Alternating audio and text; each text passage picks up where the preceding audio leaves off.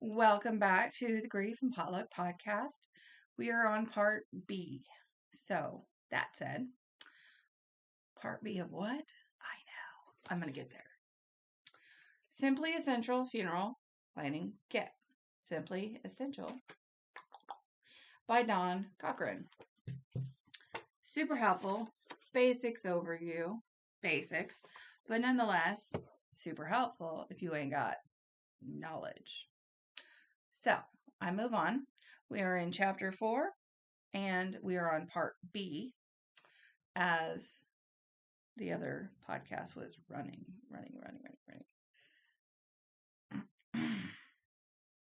We are on the 3 steps to funeral planning: choice of a funeral home, service of remembrance, final disposition. We just got through mentioning your choice of funeral home in part B. Have other people dealt with them? What's their standing in the community, etc. We've moved on to information gathering and regarding a list of things that are needed for a registration of death, aka a death certificate. So, you'll need stuff. Excuse me while I have that random flea come back and bite me. It's not a flea, but you know how sometimes you just have that random itch somewhere, and then that random itch jumps over here, and then it jumps back over here. So yes, you get me. Great, thank you. Also, just so you're aware, as stated before, the website that we are affiliated with is www.celebrationsoflifemagazine.com. There is an S, celebrationsoflifemagazine.com. Super, thank you. So, here we are quickly on that. Where is it? There it is. celebrationsoflifemagazine.com. Cute. Now, this is part B. If we've got caught up now. All right, super, we are.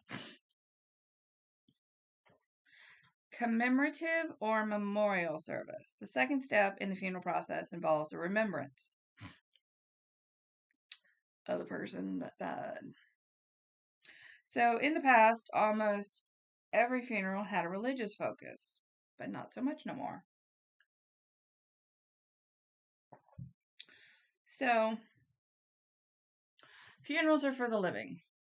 Remember this when you plan your funeral. Good idea. At the beginning of this chapter, I said the death presents us with 2 distinct problems. The first, the immediate disposition of the body, is relatively simple, but the second, dealing with the emotional impact of death, is much more complicated. And we do talk extensively about grief, as this is something that we cover extensively, as it is different for all of us and the length of time in which we do thus grieve.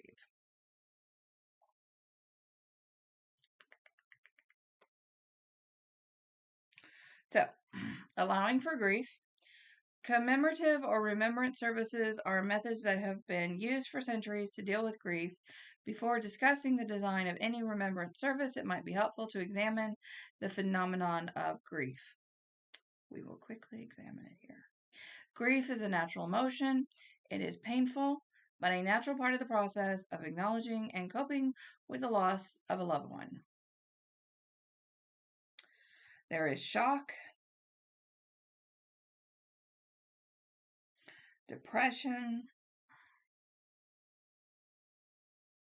anger, guilt, but all are part of the recovery process. In the emotion, we're going to sum up as grief. Many religions see death as joyful.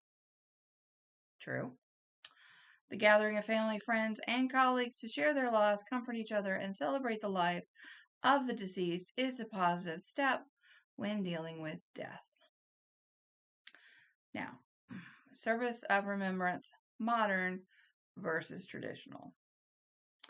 The memorial or commemorative service is most involved, complicated, and expensive. None of which we want. Today, more people are going in the direction of a closed casket or a cremation instead of the traditional back there embalming situation we talked about in A. So, public change and attitude in dealing with death has obviously changed over the course of time. So, that is up to you. Traditional funeral of the past. Body was removed from the place of death, automatically embalmed, unless rare circumstance. Family attended the first conference with the funeral director. Because way back then, pre-planning wasn't a thing. Okay. All information was collected for the certificate of death, burial, cremation permits, etc. Cremation was usually available only in large centers. Newspaper notices, called obituaries, were written by the funeral home and released in the appropriate newspapers / radios, etc., etc. Clothes obtained. Person responsible chose a casket. Body was placed in a viewing room, if you were so embalmed. Family met with the clergy to plan the program, final arrangements, flowers, yada, yada, yada. Done.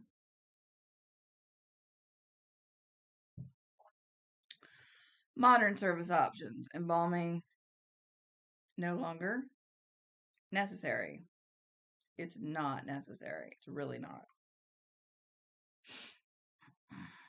Obviously, you may not want people looking at you after you're dead. I can't say that I do.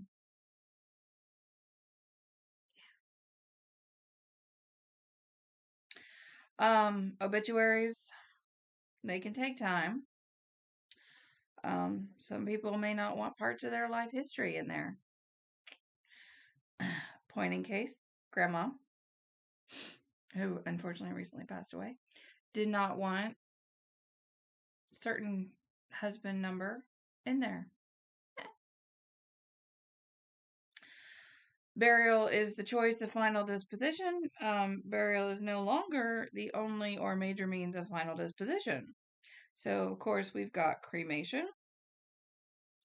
And that doesn't require a casket, just a container. And doesn't always require a grave either. So, you wouldn't need a graveside plot to go in.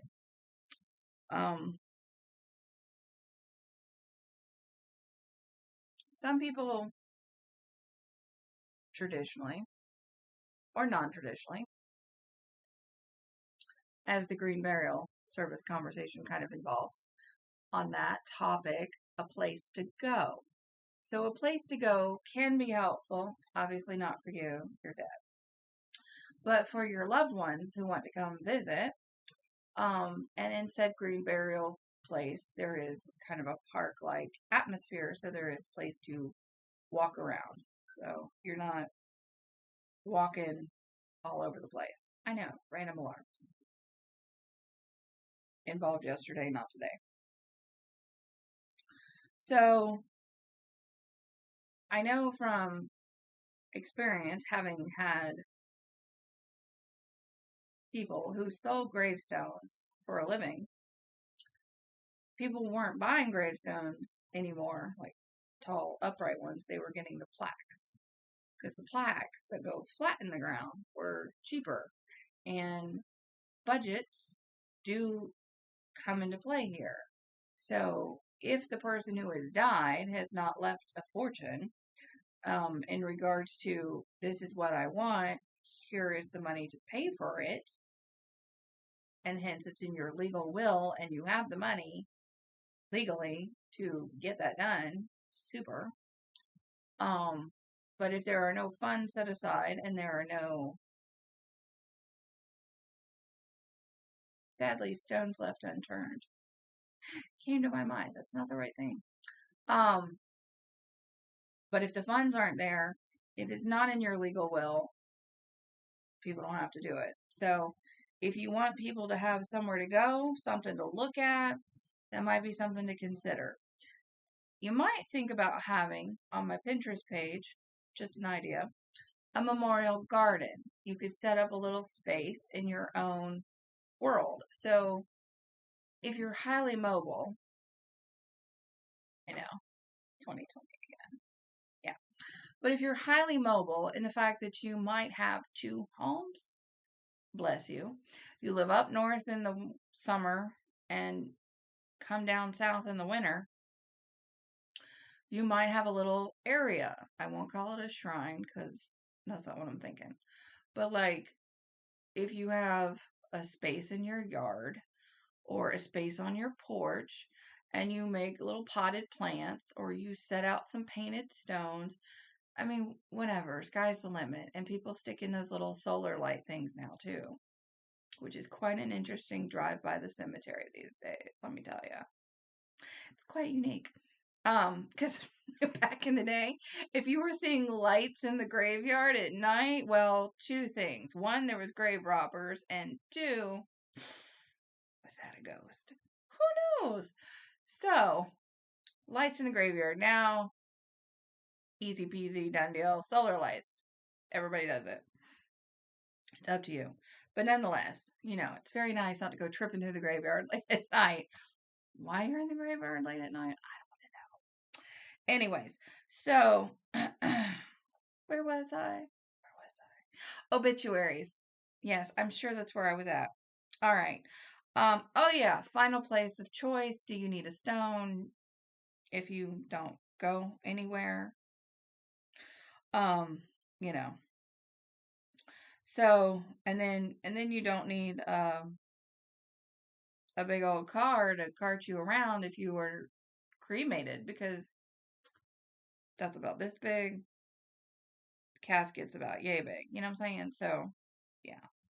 So funeral services were held for every death, even if only the funeral director and the clergy were in attendance.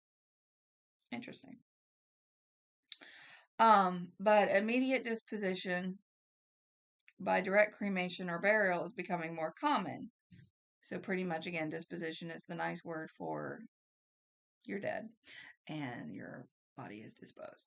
So it doesn't take that long anymore, um, which eliminates a lot of costs. And let's see. So funerals also are not held just in churches now. Funeral homes have built chapels, looks like a chapel, smells like a chapel, breathes like a chapel. So it could work. And then of course, if you don't want a chapel, they have the other rooms that don't look chapel-esque.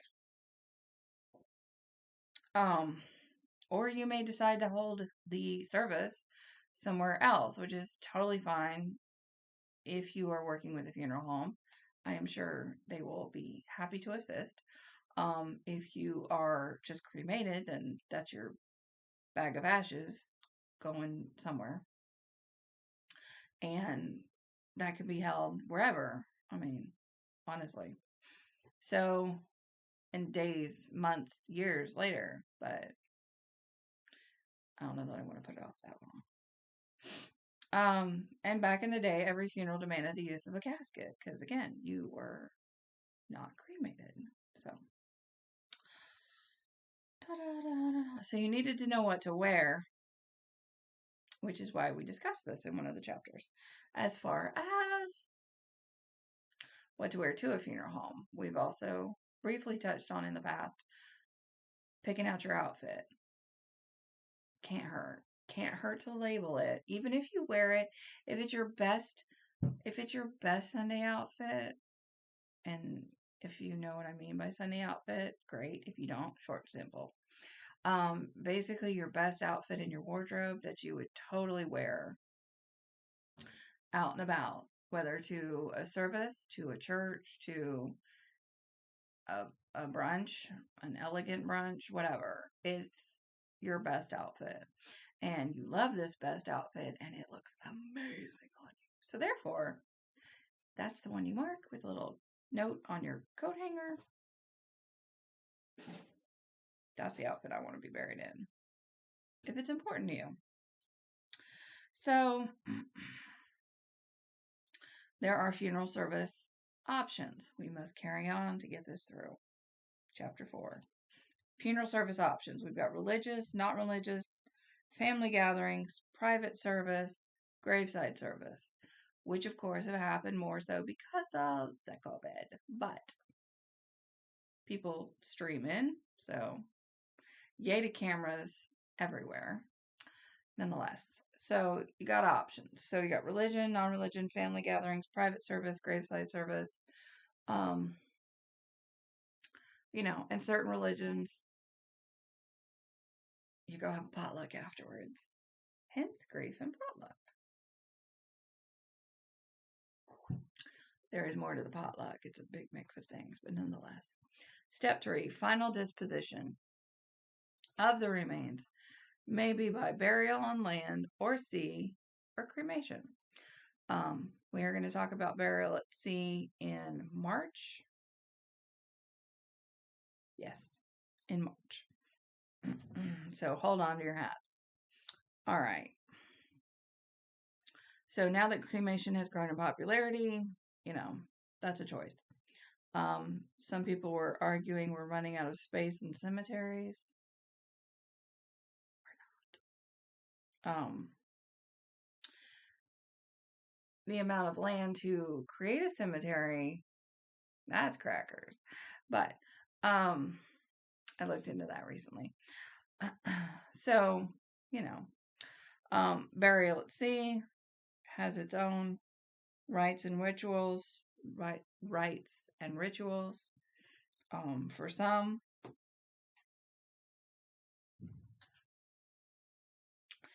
it is now possible for a body to be buried at sea, as in the past, or to enter remains in an urn or a special biodegradable container and cast them into the sea. So, options. Gives a short example of 5 reasons for choosing cremation, which is less expensive than a funeral.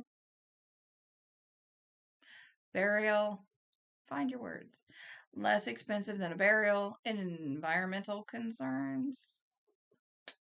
We'll talk about that later. Simpler and less emotional. Dislike of burial. Ashes can be divided or strewn about the cabin. Strewn like a strudel. So, if you look to certain places, yes, lower cost. Totally. Doesn't alter the amount of friends or family that can come to a service or a gathering or however you want to call it, or a celebration of life. La, la, la. It does reduce the amount of your physical presence. It's not like they're worshiping you. I mean, they're burying you. Mentally, emotionally, physically. Interesting. Caskets can be costly.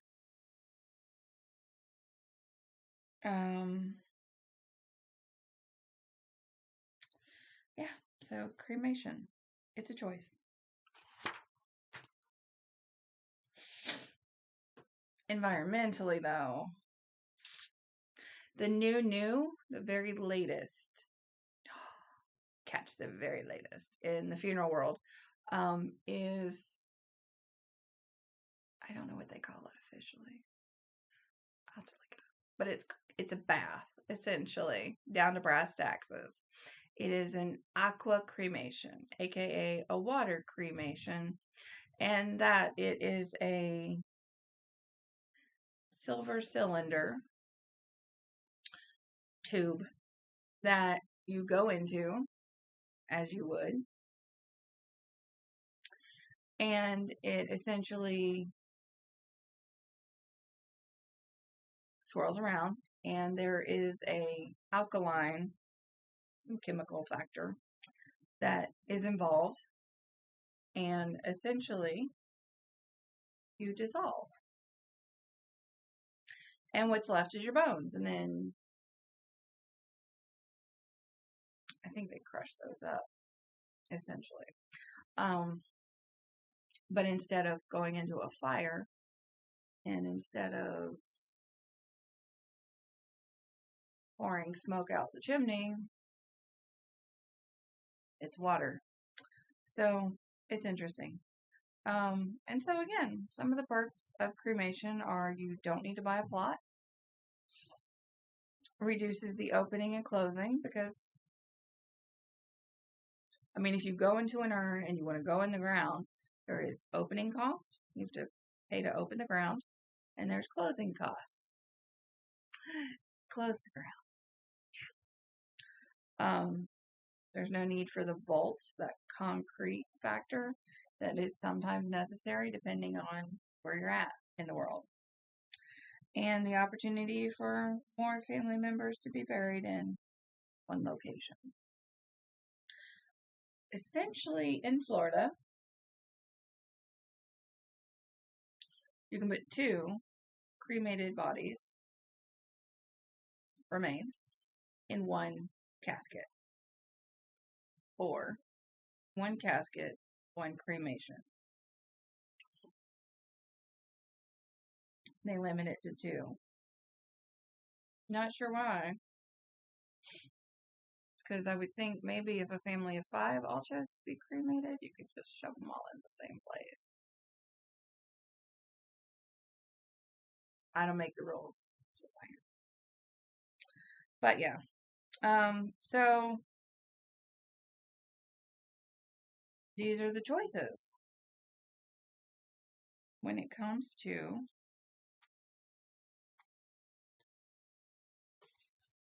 funeral planning. As we were. Choice of funeral home, the service, and the final disposition. Do you want to be cremated or buried? And those are your choices. And the new choices are you can be water cremated and you can do a green burial. So over time, things have changed, things have developed. Need to have a marker. So next time we will talk into chapter 5, which is responsibilities and requirements.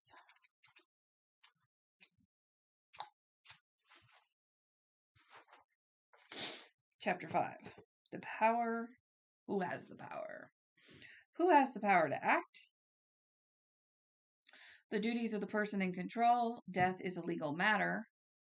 Hence, I highly recommended before at least 10. It's my personal recommendation because you never know what you're going to need it for, but at least 10 death certificates. Again, my choice. You may choose differently.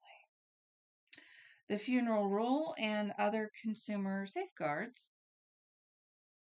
And if we get through that in a timeline, we will move on to funeral providers, the funeral home, director, what the director and the staff do, the business establishment, memorial societies, alternative approaches, cemeteries, crematories, transportation, which I feel like we can buzz through that pretty fast.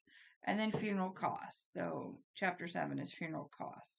So we're definitely going to get through chapter 5 in the next round. So essentially, I'll call that C. But this is the topic we're on.